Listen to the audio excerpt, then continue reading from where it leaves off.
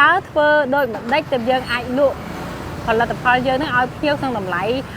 សមរម្យឬក៏ក្នុងតម្លៃទាបតម្លៃបោះដុំបានហ្នឹងហើយបងប្អូននិយាយទៅនៅពេលដែលយើងលក់ដាច់មិនមែនបានន័យថាគ្រប់អ្នកលក់ទាំងអស់គាត់ត្រូវតែលក់អីវ៉ាន់ក្នុងការប្រកួតប្រជែងក្នុងតម្លៃថោកទេប៉ុន្តែពិតប្រាកដភ្ញៀវទាំងអស់គឺគាត់ចង់បាននៅអីវ៉ាន់ឬក៏ការរៀបចំរបស់គាត់ផលិតផលរបស់គាត់ហ្នឹងគឺក្នុងតម្លៃថោកដើម្បីគាត់យកទៅរៀបចំទៅគឺចំណេញថវិកាក៏ជាការចំណាយតិចអញ្ចឹងណាចាទៅបានហ្នឹងហើយតើបានអត់ទេអញ្ចឹងទៅមូលហេតុអីបានជានៅហាងរបស់ខ្ញុំគឺទៅចោះអត់អីទេចាអាម៉ានហេតុអីបានជានៅហាងរបស់ខ្ញុំទទួលបានការគ្រប់គ្រងច្រើនលក់ដាច់ច្រើនបងប្អូនគឺមិនមែនដោយសារខ្ញុំលក់ក្នុងតម្លៃប្រជែងគ្នាឬក៏អីបងប្អូនគឺយើងលក់ក្នុងតម្លៃបោះដុំចំណេញមកសមរម្យបងប្អូនគឺយើងមិនមែនលក់មករដូវកាលហ្នឹងហើយយើងលក់ឲ្យផ្សេងអត់ទេគឺការលក់បែបនេះគឺជាការ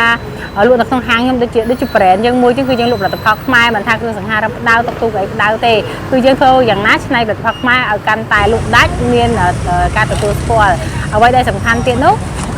យើងលក់ឲ្យភ្ញៀវក្នុងតម្លៃបានសមរម្យឬក៏តម្លៃទាបគឺគាត់នឹងចាំកន្លែងរបស់យើងអញ្ចឹងណា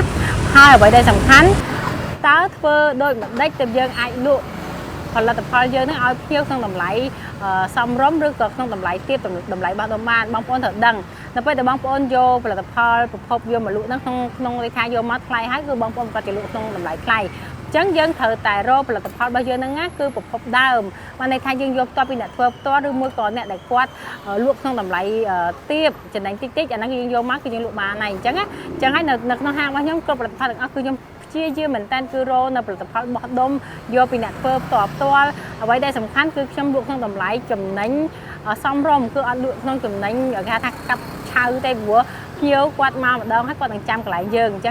ចឹងការលក់ដូរគឺយើងធ្វើបែបនេះទៅគឺយើងទទួលបានតែជនច្រើនគាត់នឹងមកឲ្យមកទៀតអរគុណ